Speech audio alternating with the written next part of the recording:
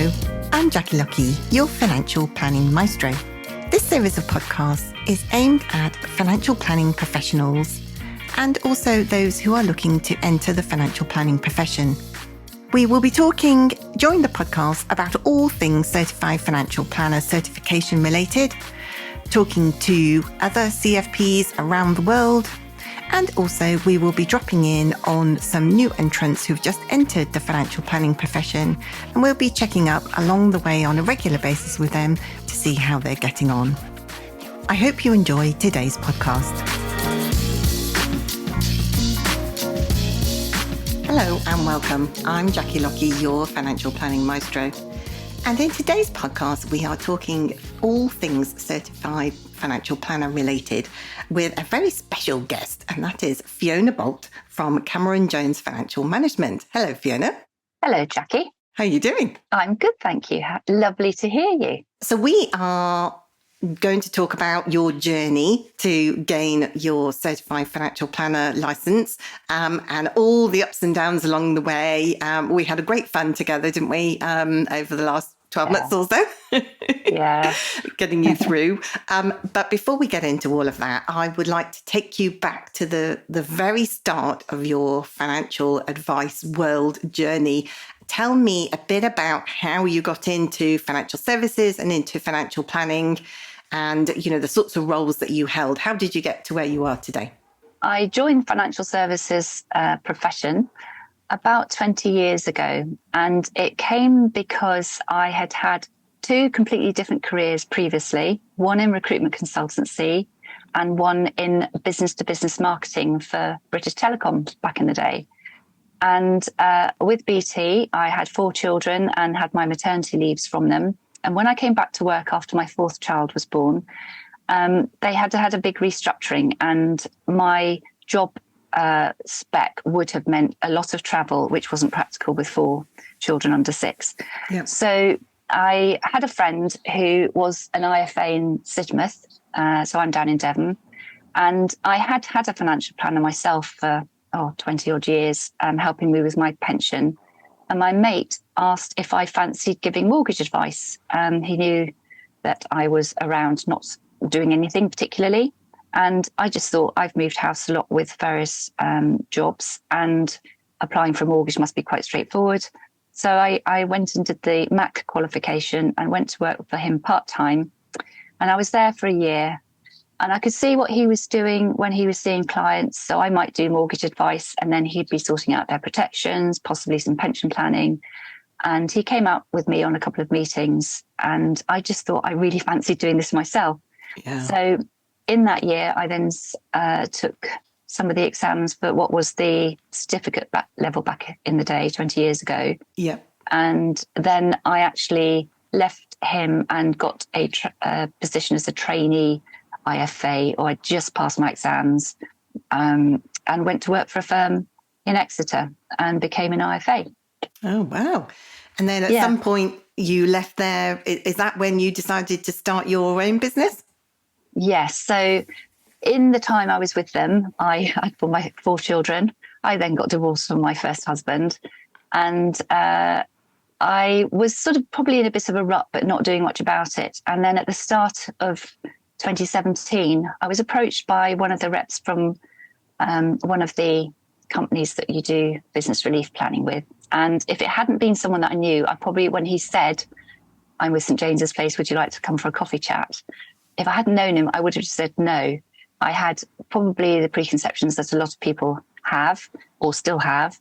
And all I can say is it took me about 8 months to go through the process of exploring options. And I did look at other firms as well, and decided I would be brave and leave the comfort zone of where I'd been for 13 years, and decided to set up myself as my own business, and took on offices and started with some staff. And 6 years on, I can only say, best thing I ever did. Yeah. Love what I do. Absolutely. And that certainly came across when we were doing our training sessions together. So tell us a little bit about how you found out about the Certified Financial Planner certification and why you decided to embark on that journey. Okay, so I think I suffer immensely from imposter syndrome. And I always feel I have to prove myself. And more than anything, I wanted to get to chartered to just show I could do it, because I could have carried on and never taken chartered exams. I did have an MBA that I'd sat when I worked for BT, and I had a degree before that. But I felt partly just to say I'm as good as anyone else out there, but also to improve my knowledge and just make me more confident in my dealings with clients. So I'd started on the CII route. So I'd done CII to get the diploma back in 2012, and that practically killed me, I'll be honest. I hate doing exams. So I'd done a couple of the advanced exams with St James's Place. So I did one, inclusive financial planning, which was one they had. I think everyone can do it now. And I also prepared to sit the later life planning advanced exam, and then didn't get to the exam on the day because of storms and the M5 was blocked. So that was a nuisance. And I happened to be speaking to one of our, there's a team sitting behind us to help people improve their qualifications, make sure they remain accredited in the various certificates and things that we have to have behind us to give advice on things. And in chatting to him once, he suggested, had I considered the CISI route, or CISI as I've always called it to myself. And I looked at it and thought, actually, so I'd sat one advanced exam and failed it. So then I thought, at least it's one exam, big exam, I realised, and then the case study. And I just thought I would give it a go. And I'm really glad I did. Yeah. And so you sat the level 6 exam, then passed that without any trouble? Yeah, amazingly. Yes. Fantastic. And then rolled on to the level 7 case study financial plan assessment, which is going to take up most of our time talking to each other today. Tell me a little bit about how you approach that case study, what you did. Obviously these takes quite a lot of time to sit all of this, doesn't it? What was your general overall approach? So basically, St James's Place put on for us some assistance. So I had the case study, I prepared for it to my best ability, and then we had, I suppose, like a coach, someone to help you think things through. And that person was helping, maybe about 8 or 10 of us. And we all had different case studies. Well, a couple of us may have had the same one, but, the fundamentals were, you need to plan how you're going to do this. And it's very, very Excel spreadsheet driven. Now, I can work an Excel spreadsheet sort of, but I hadn't got loads of experience in it. And that was perhaps the biggest thing. And then trying to interpret the data that you got when you worked out your calculations, which would help you decide, could you do that for the clients, or would you be better doing that? And yes, it was. I found it really full on, and I spent a lot of time trying to do it, and submitted my case study the first time, and failed. Okay. Yeah. That's not unusual. Not unusual on a number of counts. Not unusual for a lot of financial planners to be, fairly aware of Excel and use it from time to time, but not to the level of detail that is required for the assessment, really, isn't it? That's a whole new level of knowledge and skills that you need to gain. Definitely. I think that's the hardest thing, because it's not like, I had been advising for 17 years, and I pretty much knew stuff across all the different areas of advice. I'm fairly generalist, although I've specialised as time has gone on more towards pensions and later life. So things, the sort of trust side of things, I've found perhaps more tricky because I haven't done so many of them. Yeah. But it was a wake-up call. I was disappointed, but I wasn't surprised, because there was a few sections I thought, no, I think I've nailed that. And then there was quite a few I thought, not sure. Yes. So, yeah. And so that's when we came across each other, wasn't it? Oh, my word. And I'm going to say to anyone watching this, I had Jackie on a complete pedestal. I was frightened to even contact her in the first place and admit to my foibles and inability to financially plan, because she's just amazing. But actually working with you was the best thing I could have done, because you're so helpful and patient. Oh, thank you. I don't know why you put me on a pedestal. That's completely not necessary at all. But it's, we had an amazing fun along the way, didn't we? Getting to grips with those spreadsheets and just trying to make your spreadsheet show what you knew, the advice that you were giving. There was nothing wrong with any of that. It was just really making those spreadsheets manipulate them into the way that you wanted them to work properly, so that you could actually basically say, well, this is what the spreadsheet shows, and this is why I'm saying what I'm recommending. But you're completely not alone at all in those issues, grappling with the spreadsheets. So tell us a little bit about what happened with your second submission. Well, I think with the second submission, with your guidance, I changed the approach to it from the beginning. I almost had to go back to the beginning with the spreadsheets because I got myself in quite a pickle with it all first time round. And it was almost easier to start again. But having gone through the first, obviously I knew my data even better, knowing my case study inside out. I was living and breathing it. But it was just the way I structured the spreadsheets and all the different tabs that you have at the bottom for the what if scenarios. And it was just a different way of looking at the data. So some of the things I think I did the first time round probably led me down conclusions. And it was just the way the data had been set up and it wasn't right. It was a lot easier second time round. So I wish I'd spoken to you at the beginning, really. Yeah. Well, better late than never. It's all good learning. Absolutely fine. Yes. We've still got you there. We've still got over the line, and that's the most important thing out of all of this. So were there any particular, other than the spreadsheets, how did you find the whole process? Has it been helpful looking back now? I mean, it's a few months now since you got your CFP. Congratulations on that, by the way. Thank you. And looking back, how has the process forced any changes, both in you as a person and you as a business? Definitely.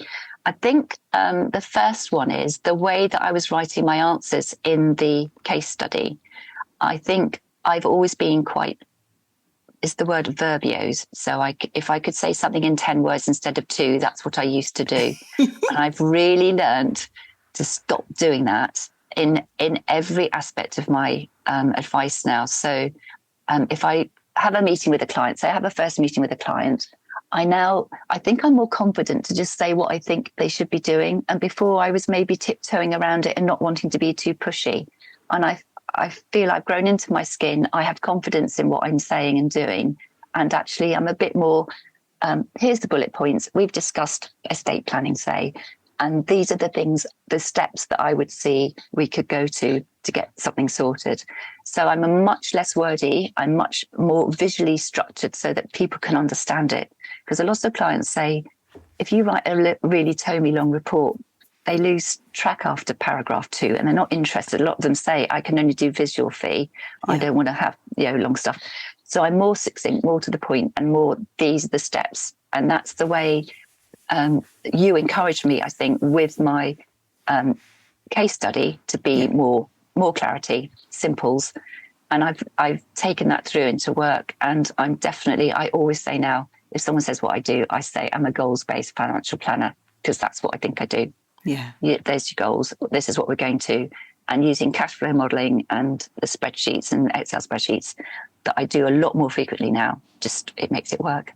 That's fantastic. That's great to hear. And I think you're right.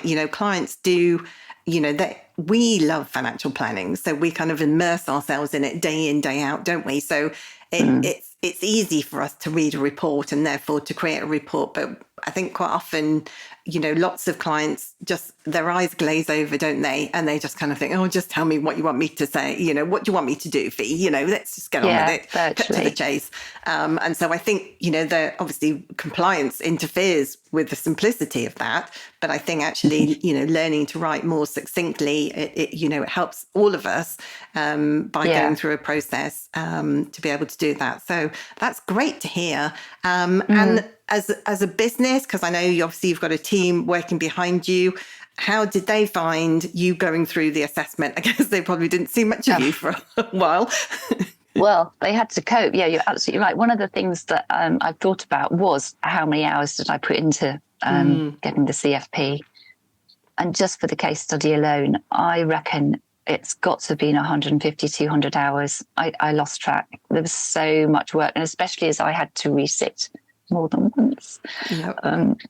Each time I went back to it, it was like head down, really so desperate to pass it. So, yeah, hours and hours. But it's great to have that team of support of people behind you, isn't it? To be able to go, okay, I'm just going to kind of keep things ticking along while you're spending all of those hours devoted to it. Yeah. I mean, I worked, my children were older and some no longer in the business. So at home. I was able to do stuff at weekends, but I also did block, a couple of days out a week quite often. Yeah. Just to have the time to get on with it. It is giving yourself the luxury of the time and knowing that someone somewhere can answer the phone and take messages and deal with things on your behalf when you're just trying to immerse yourself and not lose your train of thought. Yeah. And have your team noticed a difference in you since completing the CFP? Yeah, I think so. My emails and my audit trail is probably a lot easier for them because they can spot what I'm saying rather than just masked in loads of paragraphs and words. But I'm probably just a bit more, there's more clarity in what we're doing and why I'm doing it. And I'm encouraging them to get their skill levels up too. I've got someone who's my paraplanner who's aspiring to be a financial planner herself. I think they've all had to go along with me, but at the same time, I think we've smoothed our processes and tightened things up big time, which is a positive for everyone.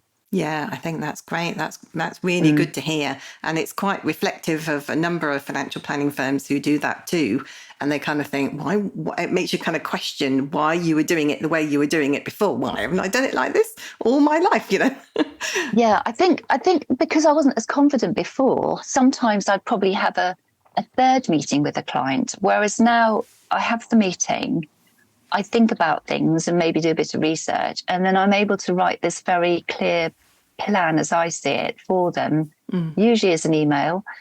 And then it's a lot clearer it's like an agenda almost for the next time you get together. So it's just, it makes things happen a bit more quickly than perhaps me faffing around like I did before. I better have another meeting, better catch up on that bit.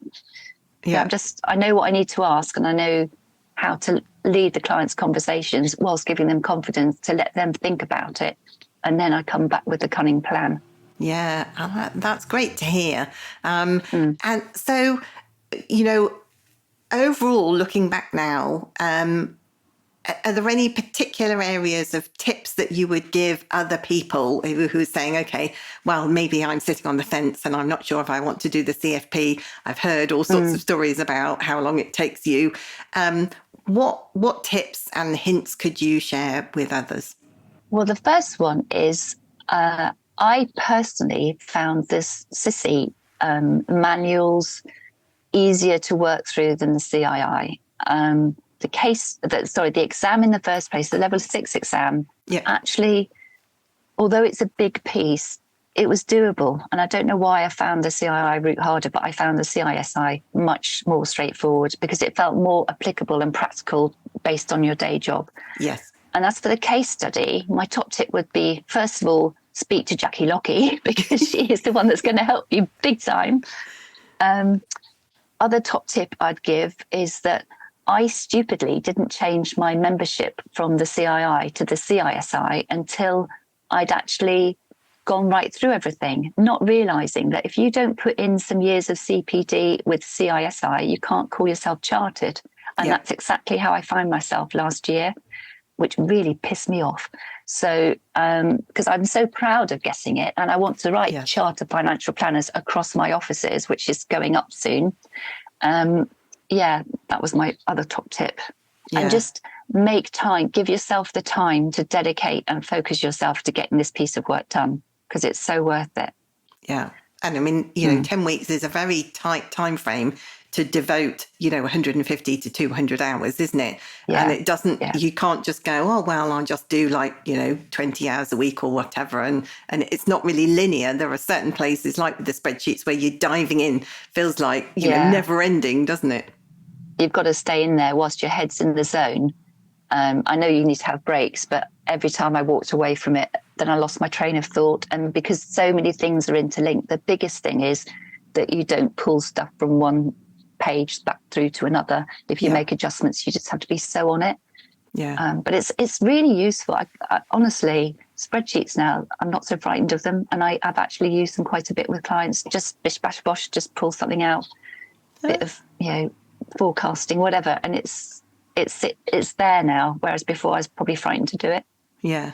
And so many of these, and particularly women, I think the blokes also suffer with imposter syndrome, but it's particularly women who, when they go through the CFP process, so many of them, in fact, probably the majority of them actually, say to me that they feel so much more confident as a financial planner, and that in a traditional financial advice world that, as we both know, has been dominated by men for many decades, that actually you kind of feel that you need to be, like you said right at the start of this interview, you need to be better than everybody else. You need to be chartered, not because you have to be, but because you want to prove that, you're amongst the best out there. Yeah. I hadn't even realised actually that the level 7 is the equivalent of a master's.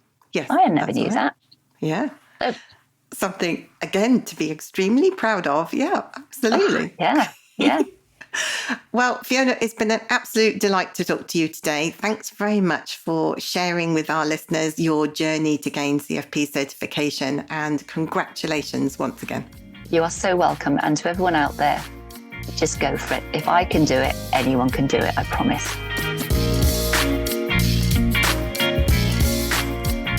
It's really interesting, isn't it, to listen to different people who have different experiences of gaining their certified financial planner certification, or maybe developing the financial planning profession at large. If you know anybody who you think might be interested in listening to any of these podcasts, then please do pass on our details. That's it for me. I hope you've enjoyed today's episode. See you again soon. Bye for now.